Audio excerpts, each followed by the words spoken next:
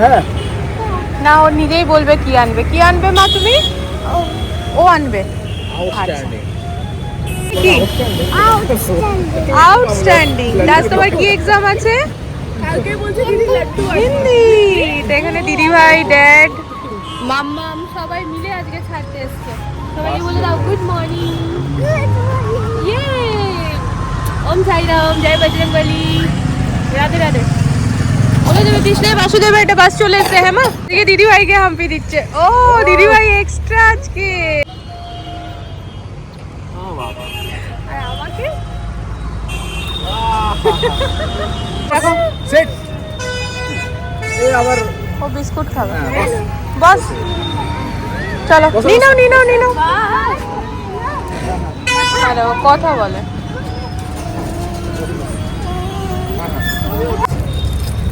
বস এই আসতে বলিস। আরে এইদিকে না, ও পুরোটা নেবে, তারপরে দুটো প্যাকেটই নেবে ও।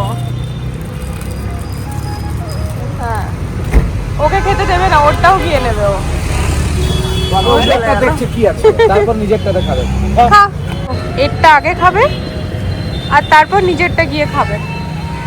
ভীষণ বদমাইশি। Good morning friends, welcome to our channel. কেমন আছো তোমরা সবাই? আশা করি সবাই ভালো আছো, আমিও বেশ ভালো আছি। চিম্পু মাকে বাসে চাপিয়ে দিয়ে এলাম। চম্পক মায়ের এখন ছুটি আছে, মানে প্রতিদিন যখন যাই বাবুদেরকে বাসে ছাড়তে ঠিক সেই টাইমেই ওই ডগিটা আসে। আর ও আমাদেরকে এত চিনে গেছে যে ও না আমাদের সাথে কথা বলে, ওই হাত পা তুলে পড়ে। তা প্রতিদিন ওর বাবা ওকে কিন্তু বিস্কিট খাওয়ায়। কখনো যদি বিস্কিট না পাওয়া যায় আমি ঘর থেকে নিয়ে যাই। তা মেয়েকে ছেড়ে এসে রীতিমতো ঘরের কাজে লেগে গিয়েছি। তবে কি জানো তো ফ্রেন্ডস, ঘরটা যখন আগের থেকে গুছিয়ে বাগিয়ে রাখি না, তখন কাজটা অনেক হালকা হয়ে থাকে। এই বলার মানে হচ্ছে রাত্রেবেলাতে ঘুমাবার সময় আর কি, ঘুমাবার আগে সমস্ত ঘর ডাস্টিং ক্লিনিং করে যদি প্রপার করে শুই, তো পরের দিন সকালটা খুব ইজি হয়ে যায়। তো যেহেতু এখন চিম্পু মাই স্কুলে যাচ্ছে, মানে আজকে গেছে, চম্পক মা ঘরে আছে।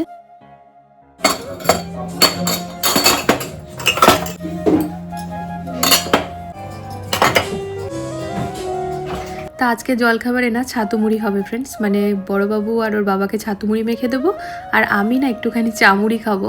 আর চিম্পু মাকে কর্নফ্লেক্স, ওই লিটিল জয়েসের প্রোটিন পাউডার আর দুধ দিয়ে খাইয়ে পাঠিয়েছি, আর ওকে চিজ আর ব্রেড আর গুজিয়া দিয়েছি টিফিনে আর কি। তো এমনিভাবেই আমাদের সকালটা হলো। তো দুপুরবেলাতে বানাবো পনিরের কোফতা, তো সেটা তো দুপুরের গল্প। তবে এই যে দেখো, কিছু বাসন আরও ছিল, সেগুলোকে ধুয়ে রেখেছিলাম। আর এই যে এখানে মুছে টুছে একেবারে তুলে নিচ্ছি, আর তারপর না এই জায়গাটা ওয়াইপার করে নেবো। তারপর না শুকনো শুকনো জায়গাতে কাজ করতে তো সুবিধা হয়ই, আর না পরিষ্কার পরিচ্ছন্নভাবে কাজটা হয়। আমাদের ওয়েস্ট বেঙ্গলে মনের মতো করে জানো তো বাড়িতে মানে হাউস হেল্পার্স পাওয়া যায়। তবে এই বাইরের জায়গাতে না খুব ডিমান্ড এদের, সেই জন্য না মনের মতো পাওয়া খুবই মুশকিল। আর যদিও আমি নিজের কাজ নিজের হাতে করতেই পছন্দ করি, দেখবে বাড়িতে লক্ষ্মীশ্রী তখনই বজায় থাকে যখন বাড়ির লক্ষ্মী মানে মেয়ে বউরা সবসময় অ্যাক্টিভ থাকে। আমরা যদি শুয়ে বসে থাকি, কাজে মন না থাকে, সেইখানে কিন্তু ঘরটা কখনোই গুছানো বাগানো থাকে না। আর যেমন আমরা পরিষ্কার জায়গাতে থাকতে ভালোবাসি, ঠিক সেরকম মা লক্ষ্মী উনার জায়গাটা যখন পরিষ্কার থাকে সেই ঘরে কিন্তু মা লক্ষ্মীর বসবাস হয়।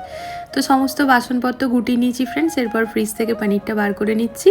তো এখানে টোটাল আধা কিলো পনির আমি নিয়েছিলাম, তবে দু একবার বর হয়তো কেটে কেটে খেয়েছে, ও কাঁচা পনির খেতে খুব ভালোবাসে।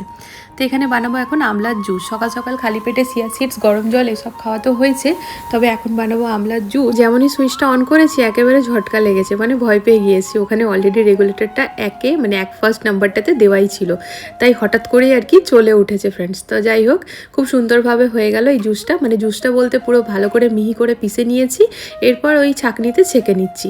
আর এমনিভাবে করলে না খুব সুন্দরভাবে এটা জুসটা তৈরি হয়ে যায়, একটুও আমলা নষ্ট হয় না, আর জিনিসটাও বেশ মানে পরিষ্কার পরিচ্ছন্নভাবে হয়, এখানে হাত লাগাবার একটুও প্রয়োজন পড়ে না। আর ওই পুচকে মতো গ্লাসটা নিয়েছি, ওটা না আমার ওই ক্যান্ডেল গ্লাস, জানো তো, ওর মধ্যে দিওয়ালির সময়তে মোমবাতি ছিল আর কি, এনেছিলাম ওই সেন্টেড অ্যারোমা ক্যান্ডেলসগুলো হয় ওগুলো। তো এটার মধ্যে আমি চম্পক মায়ের জন্য রাখলাম, ও যেহেতু ঘরে আছে ওকেও একটু দেবো। এই যতগুলো এই আমাদের টোটাল এটা 12টা ক্যান্ডেল এরকম এনেছিলাম ফ্রেন্ডস, প্রতিটা না এই ছোটো ছোটো গ্লাসগুলো রেখে দিয়েছিলাম, মানে এত কিউট যে ফেলতে মনই করেনি আমার। তা বসে পড়লাম, দুজন মিলে এখন জুসটা খাচ্ছি ফ্রেন্ডস। তবে এত টক না যে ভেতর থেকে পুরো শরীরটা কেঁপে ওঠে, মানে খাওয়ার পরেও 2-3 বার এরকম লাগে। তবে আমলা যেহেতু খুবই হেলদি ফ্রেন্ডস, আর আমি অ্যালোভেরা ক্যাপসুল তো খাই, কিন্তু আমলাটা এরকমভাবে গোটাটাই পিষে খাই। আমলা ক্যাপসুলও আছে ভেস্টিজে, কিন্তু মনে হয় যখন গোটা পাচ্ছি তখন আর কেন ওই ক্যাপসুলটা খাবো, অ্যালোভেরাটা তো কাঁচা খেতে পারি না তাই। তো এখানে এখন ওই গামছাটা রাখা ছিল, চিম্পুমা স্নান করে যে গেছে রেডি হয়ে, তো ওটাই এখন মেলে দিচ্ছি ব্যালকনিতে।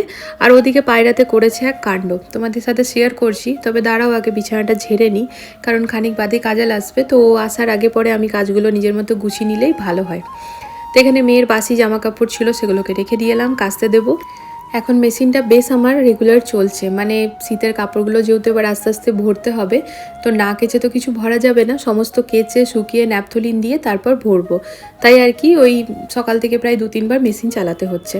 অন্য সময় যখন ছুটি থাকে আমার মেয়েরা কিন্তু অনেক বেলা অবধি ঘুমায় ফ্রেন্ডস, আমিও ডাকি না, 10টা সাড়ে 10টা অবধি তো ঘুমায়।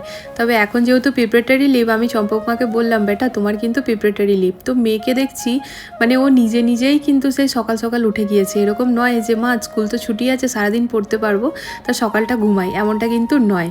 তা সেটা দেখে পরে বেশ ভালোই লাগলো, মানে মেয়ে বড় হচ্ছে, বুঝতে শিখেছে যে না সকালবেলায় পড়াটা একটা আলাদা রকমের জোর থাকে। অনেকবার বলেছি, ছোট থেকেই বলে আসি মেয়েদেরকে যে বেটা সকালবেলায় পড়া বা সকালবেলায় হাতের লেখা প্র্যাকটিস করা, সেটা না একটা আলাদা রকমের মানে ব্যাপার থাকে, যেটাতে কিন্তু খুব ভালো হয় আর কি। তো ওদিকে মেয়ে স্নান করতে গেছে, খেয়ে দিয়ে পড়তে বসবে। আর এই দেখো হাওয়াতে কি হয়েছে, এই হাওয়া আর পায়রা এই দুটোতে না সত্যিই মাথা খারাপ করে রেখে দিয়েছে, কী যে করবো বুঝতে পারছি না।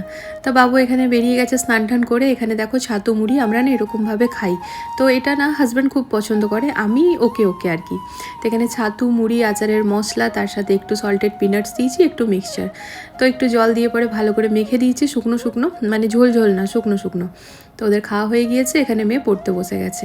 আর আজকের বাইরের ওয়েদার এত খারাপ যে বৃষ্টি পড়ছে। আমি না সমস্ত ওই শীতের কাপড়গুলো যে কেচেছিলাম অনেক কটাই, সেটা মেলেছি। ওই সামনের বাড়ির আন্টি বললো বৃষ্টি পড়ছে, তাতে জানতে পেরেছি। আমি যদি জানতে না পারতাম তাহলে ওই সমস্ত কাপড় ভালোভাবেই ভিজে যেত, পুরো হালকা হালকা ভিজেছিল। তো এখানে এখন অনেকটা সময় হয়ে গিয়েছে, পনিরের কোফতাকারি করব। আলু সিদ্ধ করে আলু আর পনির গ্রেট করে নিয়েছি, ওর মধ্যে ধনেপাতা, নুন, কর্নফ্লাওয়ার দিয়ে মেখে ছোট ছোট এরকম প্যাড়া বানিয়ে ভেজে নিয়েছি। আর ওদিকে কড়াইয়ের মধ্যে ফ্রেন্ডস টমেটো, রসুন, আদা, পেঁয়াজ, লঙ্কা আর কাজু একসাথে ভেজে ওটা সুন্দর একটা পেস্ট বানিয়ে ব্যাস তারপর কড়াইয়ের মধ্যে জিরে গুঁড়ো দিয়ে পরে আর একটু মশলাটা ভেজে পরে, আর তারপর ওর মধ্যে দিয়ে দিয়েছিলাম কাশ্মীরি রেড চিলি পাউডার আর একটু ধনে গুঁড়ো, তারপর জল দিয়ে পরে দিয়ে দিলাম ওই কোফতা মানে বড়াগুলো, আর লাস্টে একটুখানি ঘি আর ধনেপাতা। খাবারটা হচ্ছে ফিল করে খাওয়া, দারুণ ফিল করে খাও, ফার্স্ট ক্লাস হয়েছে, ফার্স্ট ক্লাস। ভাত আর বানানো মন করলো না, এটা রুটির সাথেও ভালো লাগছে আর ভাতের সাথেও এরকমই লাগবে। তাই ভাবিদেরকেও দিয়ে এলাম, পছন্দ করেছে। দুটো ভাবির বাটি ছিল, দিয়ে এসছি। আমি দেওয়ার সময় বলছি আমাদের কোনটা বেঁচেছে। না আধা কিলো পনিরের করেছিলাম। দারুণ হয়েছে। বিকেবেলাতে খাবার খেতে খেতে বিকেবেলাতেই বলছি লাঞ্চ আমাদের টাইমে হওয়ার গল্প কতদিন আগেই শেষ হয়ে গেছে ফ্রেন্ডস। তা যাই হোক ওই লাঞ্চই করেছিলাম, বাট সেটা ওই ডিনারে পরিবর্তিত হয়ে যায় আর কি। তা সে খেতে খেতে বিকেল 5টা আমার বেজেছে, চিম্পুমা আমার সাথে খেয়েছে। তো এখন দিচ্ছি মা 1 মিনিট।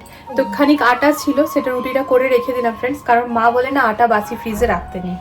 তো এখানে দেখো এখন ফ্রিজ থেকে বার করলাম, এটা কি বেটা, দহি ভাল্লা, দহি ভাল্লা। তো দেখা একটু খোলো মা। তো ফ্রেন্ডস আমার না এটা খেতে বেশ ভালো লাগে। তো এখানে আর কি ওই ভাবি বানিয়েছিল, সে ফোন করে জিজ্ঞেস করছে খাবি, বললাম হ্যাঁ অবশ্যই খাবো।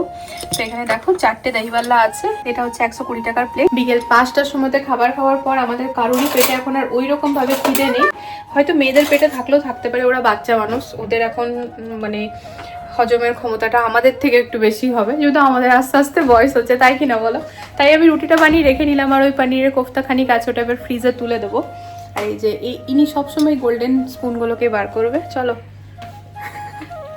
টেস্ট করি। এটা টেস্ট করে হয়তো একটু নিচে যাব, বৃষ্টি পড়ছিল তাই কাপড় তুলে সে কাপড় এতক্ষণ রাখা ছিল, এখন আবার স্ট্যান্ডে মেলে এলাম। তবে ওই একদম পুরো ড্রাই করা কাপড় থাকে তো আমার, পুরো স্ট্রিম করা কাপড়, সেই কারণে না ওই রেখেই মানে শুকিয়েই গেছিলো, হালকা বৃষ্টির ঝিটাস এসেছিলো তাই, তো আবার রেখে রেখেই কিন্তু কাপড় শুকিয়ে গেছে। তাও আমি স্ট্যান্ডে মেলে রাখলাম যে সকালবেলাতে তখন ওইখান থেকে তুলে গুটিয়ে রাখবো। আর শীতের কাপড়ের জন্য কিন্তু ফ্রেন্ডস আমি ব্যাগ বার করে নিয়েছি, তো এবার আজ থেকে কাচা আরম্ভ করে দিয়েছি। তো যে কাপড়গুলো কাচ্ছি সেগুলো একেবারে গুটিয়ে টুটিয়ে ন্যাপথলিন দিয়ে ব্যাগের মধ্যেই ভরছি।